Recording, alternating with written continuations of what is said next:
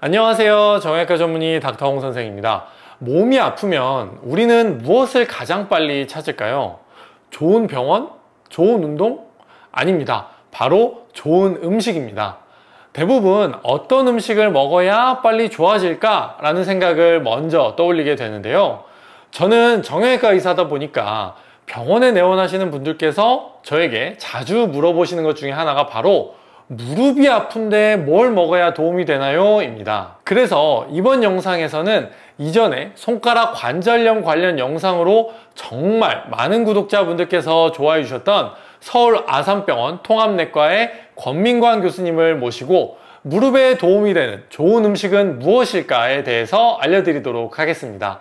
그동안 만성적인 무릎 통증으로 고생하셨던 분들께 큰 도움이 되리라 생각합니다. 어렵게 다시 모셨습니다. 권민관 교수님입니다. 반갑습니다. 안녕하세요.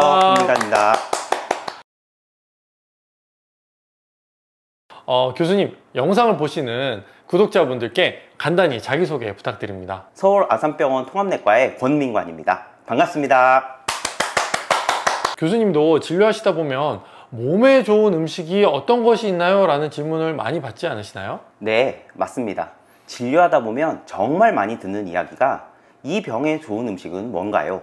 도대체 어떤 걸 먹어야 하나요? 이런 질문입니다. 좋은 음식을 먹으려고 하는 게 우리 모두의 마음이기도 하고 또 보호자 입장에서는 뭐 하나라도 정말 잘 먹이고 싶거든요. 마음은 충분히 이해합니다만 병을 치료할 수 있는 건 일반적으로 약물이고 음식은 보조적인 경우가 많습니다.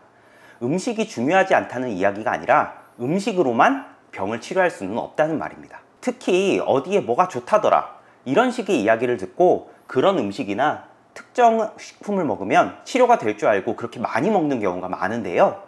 사실은 그렇게 하지 않았으면 좋겠습니다. 실제로는 검증되지 않은 것들도 많고 오히려 그런 음식을 먹었다가 간이나 콩팥을 망치는 경우가 있어서 올바른 치료에 방해가 될 수 있기 때문에 그렇습니다. 그렇다면 오늘 주제로 다시 돌아가서 무릎 통증이 있어서 뭘 먹어야 한다고 하면 우선적으로 영양제를 떠올리시는 분들이 많을 텐데요. 뭐 콘드로이친이나 보스웰리아 아니면 뭐 식이유황 같이 이런 다양한 종류의 영양제가 시중에 나오는데 이런 영양제로 나오는 제품에 대한 선생님의 의견은 어떠신가요? 그래요. 이게 참 어려운데 어떤 영양제나 제품이 효과가 없는 건 아닐 겁니다. 어느 정도는 효과가 분명히 있을 거예요. 사람마다 또 몸에 나타나는 정도가 다를 수 있겠죠.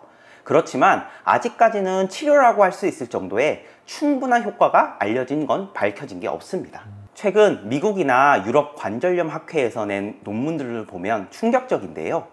콘드로이친이나 글루코사민 같이 관절염에 좋다고 알려진 성분도 무릎 관절에는 그다지 효과가 없었다는 겁니다. 분명히 도움이 될 것 같았는데 정말 환자들에게 사용을 해봤더니 관절염이 좋아지는 효과는 크게 없었다는 거죠. 그래서 무릎 통증이나 관절염을 이런 영양제나 식품으로 치료하려고 하면 안 됩니다. 치료는 우리 닥터홍 선생님 같은 전문 의사 선생님에게 맡겨주셔야 합니다. 나는 영양제를 먹었더니 좋아지던데? 이렇게 말씀하시는 분도 분명히 있을 거예요.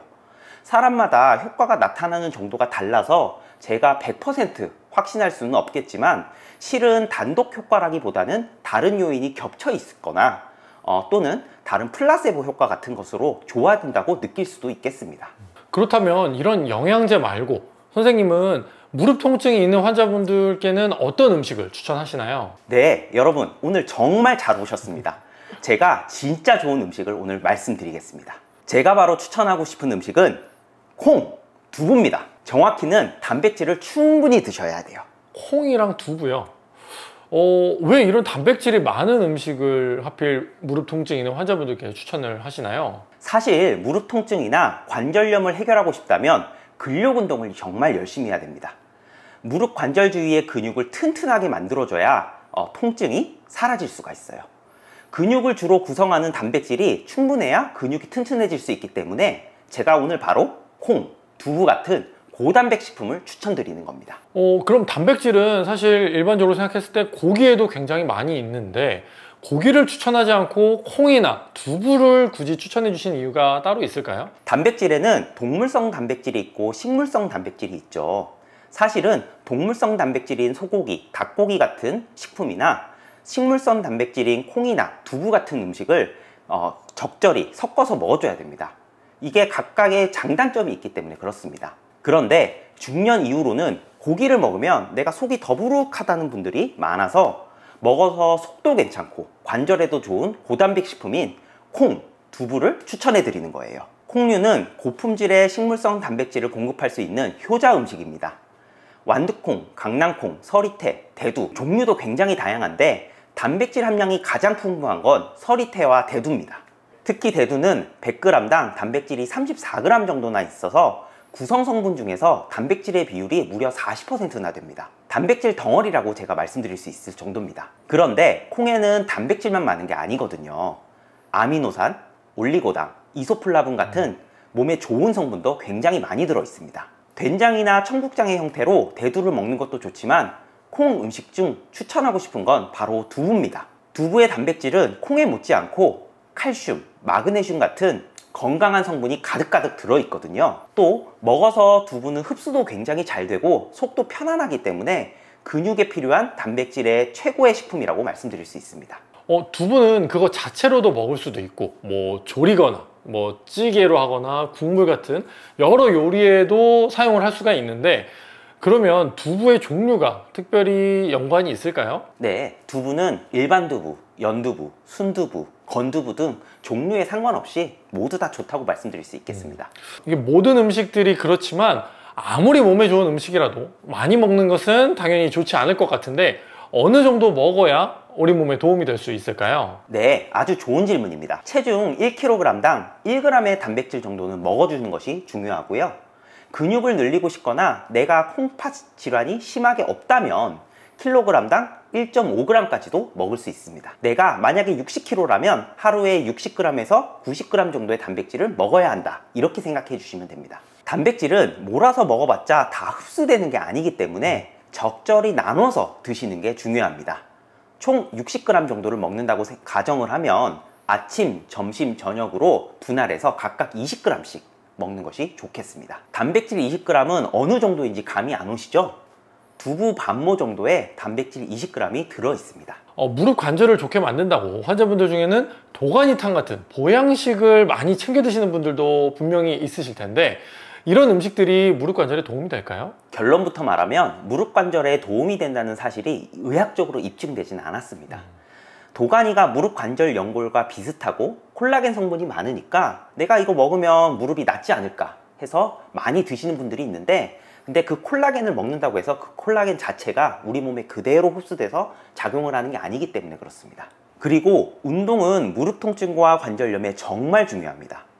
아니, 내가 무릎 통증이 있어서 운동을 할 수가 없는데 도대체 어떻게 운동을 하라는 건지 궁금해 하시는 분들이 있을 수 있어요. 그런데 운동을 못하면 무릎 주위 근육이 약해져서 무릎이 무거운 몸을 자꾸 지탱을 해야 됩니다. 그러면 통증이 더 심해지겠죠. 무릎 통증이 심하니까 또 운동을 못하게 되고, 운동을 못하니까 또 무릎 통증이 심해지는 이런 악순환에 자꾸 빠지게 됩니다. 그래서 이 악순환을 끊기 위해서라도 무릎 통증이 심하지 않은 수준에서 운동을 조금씩 시작해보는 것이 가장 중요하겠습니다. 이번 영상에서는 이렇게 무릎에 도움이 되는 음식인 콩과 두부에 대해서 알아보았는데요. 권민관 교수님께서 말씀해 주신 대로 무릎 관절염이 있는 분들은 콩이나 두부 같은 단백질을 섭취하는 것도 중요하지만 무릎에 도움이 되는 운동도 당연히 꾸준히 해야 합니다. 많이들 아시겠지만 무릎 관절염이 있을 때는 허벅지 근육, 그 중에서도 앞쪽에 있는 대퇴사두근을 강하게 만드는 것이 정말 중요한데요. 그리고 또 하나, 종아리의 뒤쪽 근육도 계단을 오르고 내려갈 때 무릎을 안정되게 잡아주는 역할을 하기 때문에 중요합니다. 그래서 지금부터 만성적인 무릎 통증에 도움이 될 수 있는 정말 쉽고 간단한 대퇴사두근과 종아리 뒤쪽 근육에 대한 운동을 여러분들께 알려드릴 테니 집에서 지금 바로 따라해 보시기 바랍니다.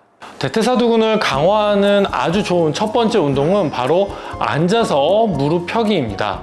아주 간단합니다. 앉은 상태에서 무릎을 앞으로 쭉 펴주시면 되는데요. 무릎을 핀 상태로 5초 정도 유지하는 것이 중요합니다. 무릎을 쭉 펴게 되면 허벅지 앞쪽에 있는 대퇴사두근에 긴장이 되는 것을 느끼실 수 있을 텐데요. 이 상태로 5초를 버티고 천천히 내려주고, 다음에는 반대쪽 발을 천천히 들어서 5초 정도 버텨주고 다시 천천히 내려주고, 이 운동을 양쪽 각각 20번씩 해주시면 되고요. 만약에 그냥 다리를 드는 것이 너무 자극이 약하다라고 생각하시는 분들은 발목에 가벼운 모래주머니를 달거나 아니면 밴드를 이용해서 운동을 하시는 것도 아주 도움이 될 수 있습니다. 두 번째 운동은 바로 의자를 잡고 뒤꿈치 들기입니다. 아주 간단합니다.